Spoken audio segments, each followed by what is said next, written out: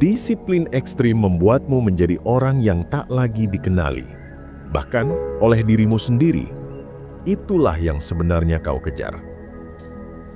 Berabad-abad lalu, para biksu Shaolin membangun tubuh mereka menjadi senjata hidup dan menajamkan pikiran mereka menjadi senyap seperti air tenang. Mereka memadukan kekuatan fisik yang mematikan dengan ketenangan batin yang tidak bisa diguncang oleh perang, kelaparan, atau bahkan ancaman kematian. Kode yang mereka pegang, kode para biksu, bukan sekadar aturan. Itu adalah sistem utuh untuk membentuk disiplin yang tak bisa dipatahkan. Sebuah metode yang telah mengubah pemuda rapuh menjadi pilar besi selama ratusan tahun.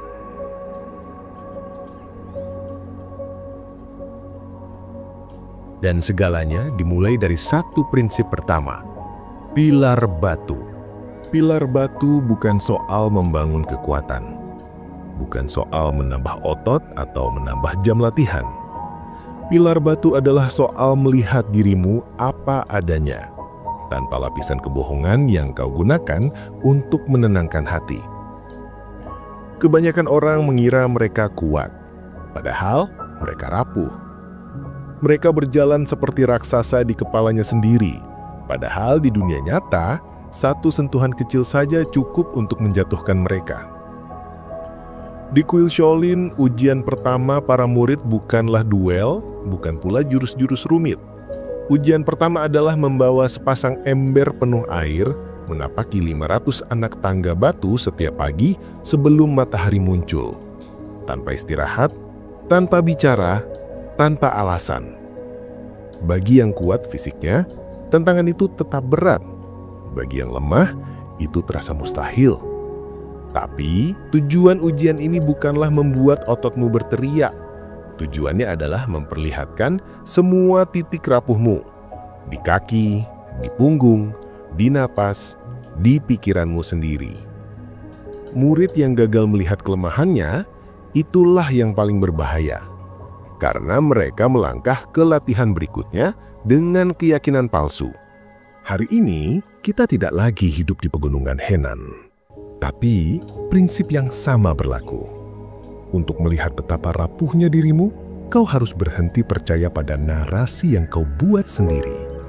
Bayangkan seorang pria bernama Damar. Ia percaya dirinya orang yang sibuk. Setiap hari, ia bangun pukul 7. Langsung membuka ponsel, membaca berita, supaya tetap terinformasi katanya. Sarapan dilewatkan demi menghemat waktu. Ia bergegas ke kantor, membuka laptop, menatap layar penuh notifikasi, dan mulai bekerja. Sepanjang hari, Damar berpindah dari satu tab ke tab lainnya. Sedikit mengetik, lalu membalas chat. Sedikit kerja, lalu membuka media sosial. Pulang ke rumah dengan rasa lelah luar biasa dan memanggilnya hari yang produktif. Suatu hari, Damar memutuskan untuk menantang dirinya sendiri. Ia akan mencatat setiap menit dari hidupnya selama 1 minggu penuh. Tidak ada yang terlewat. Setiap kali ia mengambil ponsel, ia tulis. Setiap kali ia berpindah tugas, ia tulis. Setiap jeda, setiap istirahat, semuanya masuk catatan.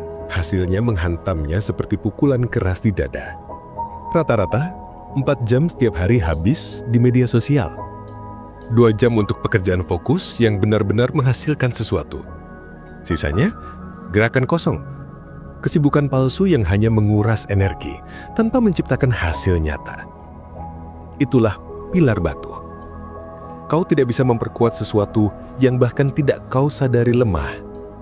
Kau tidak bisa memperbaiki cacat yang bahkan tak mau kau akui ada. Orang berpikir mereka kalah karena kurang waktu, padahal mereka kalah karena kurang jujur pada diri sendiri. Masalah mereka bukan manajemen waktu, masalah mereka adalah kebocoran fokus. Mereka tidak butuh jam tambahan, mereka butuh kejujuran brutal tentang bagaimana mereka benar-benar menggunakan jam yang ada. Damar menyadari, ia bukan pejuang yang sedang bertarung melawan waktu. Ia hanyalah seorang pecandu distraksi yang menyamar sebagai pekerja keras. Dan yang lebih menyakitkan, ia telah mengulang kebohongan ini bertahun-tahun lamanya, tanpa sekalipun mencoba menghancurkannya. Pilar batu adalah pintu pertama yang harus kau lewati. Dan di balik pintu itu, tidak ada pemandangan indah, hanya ada kebenaran yang selama ini kau hindari.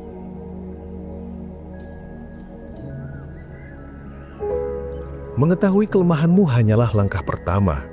Mengubahnya, itu cerita lain. Disinilah prinsip kedua dari kode para biksu bekerja, yaitu sungai mengalir. Sungai tidak bertarung melawan batu, sungai mengelilinginya. Sungai tidak memaksa jalannya menembus halangan, ia menemukan jalur lain, tetap bergerak, sampai akhirnya batu itu terkikis habis. Setelah Damar sadar bahwa hidupnya penuh gerakan kosong, ia memutuskan melakukan perubahan besar. Rencananya terdengar megah, bahkan heroik. Bangun pukul 5 pagi setiap hari, meditasi 1 jam, olahraga 2 jam, bekerja fokus 8 jam penuh tanpa distraksi, mandi air dingin, membaca buku 2 jam sebelum tidur. Hari pertama, ia bangun pukul 5, meditasi setengah jam sebelum mulai gelisah, olahraga setengah jam lalu lemas. Pukul 9 pagi, tubuhnya sudah seperti kehabisan bensin. Siang hari semua jadwalnya berantakan, malamnya ia menyerah. Begitulah nasib sebagian besar orang yang mencoba mengubah hidup dalam semalam. Mereka membuat rencana sempurna di atas kertas, lalu menghantam tembok kenyataan pada langkah pertama. Para biksu Shaolin tidak memulai dengan kesempurnaan. Mereka memulai dengan sesuatu yang tidak mungkin gagal. Bukan 500 anak tangga di hari pertama, hanya 10. Bukan bertarung melawan master, hanya memegang pedang kayu dengan benar, berulang-ulang, sampai gerakan itu menjadi bagian dari tubuhmu. Damar mulai mengubah taktiknya. Alih-alih bangun 2 jam lebih awal, ia hanya bangun 30 menit lebih cepat dari biasanya. Alih-alih meditasi 1 jam, ia hanya duduk diam 5 menit sambil mengatur napas. Alih-alih olahraga 2 jam, ia hanya melakukan 10 push-up. Alih-alih bekerja fokus 8 jam, ia hanya menargetkan 25 menit, lalu istirahat singkat sebelum mengulang. Ini terlalu sedikit, pikirnya. Tidak akan ada perubahan besar dari sini. Namun, minggu kedua, sesuatu yang aneh terjadi. Ia sudah mengumpulkan 70 push-up tanpa sekalipun melewatkan hari. Ia sudah duduk meditasi hampir 1 jam total. Padahal sebelumnya, 1 menit saja terasa menyiksa. Ia sudah menyelesaikan 175 menit kerja fokus. Lebih banyak dari yang pernah ia lakukan dalam 1 minggu sepanjang hidupnya. Inilah sungai mengalir. Kau tidak menghancurkan kebiasaan buruk dengan 1 pukulan. Kau mengikisnya sedikit demi sedikit, sampai yang tersisa hanyalah bentuk baru yang kau ciptakan. Tidak bisa melakukan 100 push-up, lakukan 10. Tidak bisa membaca 1 bab, baca 1 halaman. Tidak bisa meditasi 20 menit, meditasi 2 menit.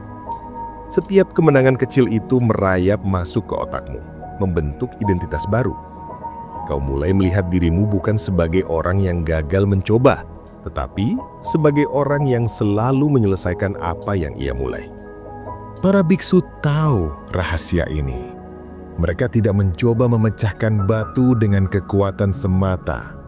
Mereka membiarkan air bekerja terus-menerus, tanpa henti, hingga batu itu tak lagi menjadi batu.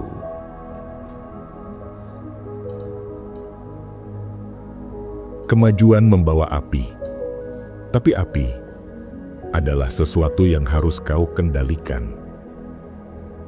Bulan pertama, Damar mulai merasakan perubahan nyata. Tubuhnya lebih ringan, pikirannya lebih jernih, dan rasa malas yang dulu begitu kuat mulai kehilangan cengkeraman. Tapi suatu malam, saat ia membuka media sosial, ia melihat seorang pemuda seumurannya melakukan hal-hal yang membuatnya tertegun. Tubuh berotot, lari maraton, memimpin bisnis besar. Sementara ia baru bisa bangun 30 menit lebih awal dan melakukan 15 push-up. Rasa bangga yang tadinya membara, mendadak padam, diganti rasa malu, rasa iri, rasa kecil. Beginilah biasanya perjalanan itu hancur. Perbandingan membunuh rasa percaya diri. Api yang tadinya menghangatkan, berubah menjadi asap yang mencekik.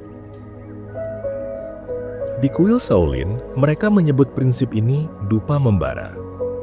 Dupa yang menyala akan mengharumkan ruangan, tetapi jika kau membiarkannya jatuh ke kain, ia akan membakar segalanya.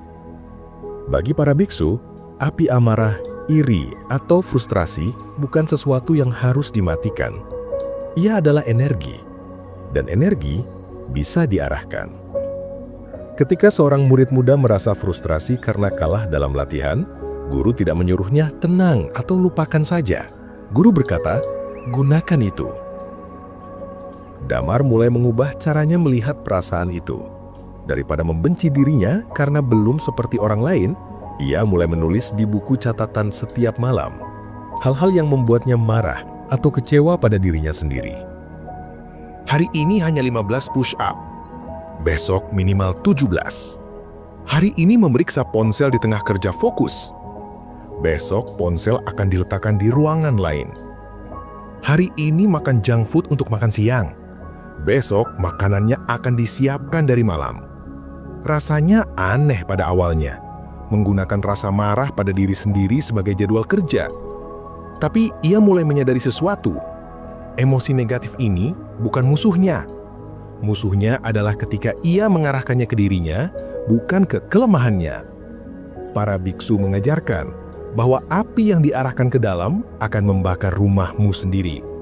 Tapi api yang diarahkan keluar bisa membakar jembatan-jembatan yang menghubungkanmu dengan kemalasan. Damar berhenti menanyakan, kenapa aku tidak seperti mereka? Ia mulai bertanya, apa kelemahan yang bisa aku hancurkan hari ini? Dan perlahan, ia menyadari, api itu tidak lagi membakarnya. Api itu mulai mendorongnya.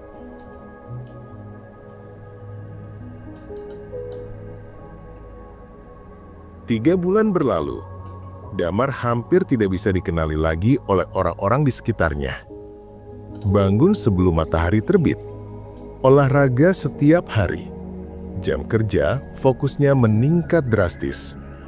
Teman-teman mulai bertanya, apa yang terjadi denganmu? Keluarganya mengira ia mengikuti program pelatihan rahasia. Di dalam hatinya, muncul bisikan halus. Kau sudah berhasil. Kau berbeda dari yang lain. Kau bisa sedikit santai sekarang.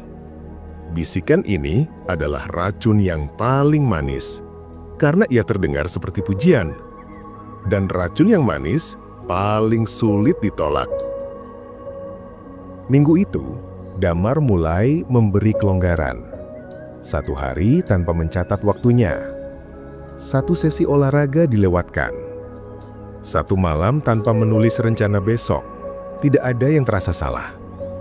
Ia percaya, aku sudah cukup disiplin, aku pasti akan tetap konsisten. Lalu perlahan, angka-angka itu jatuh. Jam kerja fokus turun separuhnya. Push up kembali ke jumlah awal. Tidur malam semakin larut. Di kuil Shaolin, prinsip ini disebut telapak terbuka. Telapak yang terbuka bisa menerima. Tetapi telapak yang terlalu cepat menggenggam akan kehilangan apa yang ia pegang. Para biksu senior tidak berhenti berlatih meski tubuh mereka sudah memahat baja. Mereka tidak berhenti bermeditasi meski pikiran mereka sudah setenang air. Bukan karena mereka belum cukup baik, tetapi karena mereka tahu hari ketika kau percaya bahwa kau sudah cukup adalah hari pertama dari kemunduranmu. Salah satu guru tua di kuil pernah berkata, seorang pemula melawan kelemahan yang terlihat. Seorang ahli melawan kelemahan yang belum muncul. Damar mulai sadar bahwa sistem yang ia bangun, mencatat waktu, menetapkan target, melakukan evaluasi, bukanlah sekadar alat bantu yang bisa dilepas begitu saja. Sistem itulah yang menjaganya. Dan saat ia melepaskannya, bahkan hanya sedikit, ia membuka pintu untuk kemalasan masuk kembali. Telapak terbuka bukan hanya tentang rendah hati. Ia adalah pengingat bahwa setiap kemenangan harus dijaga setiap hari. Karena disiplin bukan medali yang kau simpan di lemari. Disiplin adalah pedang yang harus kau asah terus, atau akan berkarat di tanganmu sendiri.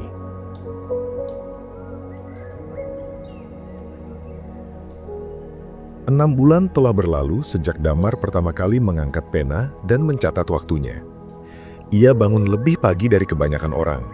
Badannya lebih kuat, pikirannya lebih jernih, dan kebiasaan buruknya seolah sudah tertinggal di masa lalu.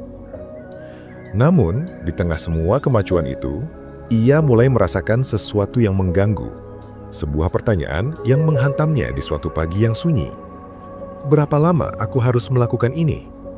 Pikiran itu awalnya terasa ringan, hanya sebuah gumaman di kepala. Tapi setiap hari, gumaman itu menjadi semakin keras. Aku akan bangun pagi selamanya, mencatat waktuku setiap hari selamanya, melawan kemalasanku selamanya. Rasanya seperti hukuman tanpa akhir, seperti berjalan di jembatan yang tidak pernah sampai tujuan. Di kuil Shaolin, inilah yang mereka sebut aula kosong. Sebuah tempat yang tidak diisi oleh kemenangan, tetapi oleh penerimaan. Aula kosong mengajarkan satu kebenaran pahit. Disiplin bukan jembatan menuju kehidupan yang lebih mudah. Disiplin adalah hidup itu sendiri. Para biksu tidak bermeditasi supaya suatu hari mereka tidak perlu bermeditasi lagi. Mereka bermeditasi karena itulah jalan mereka.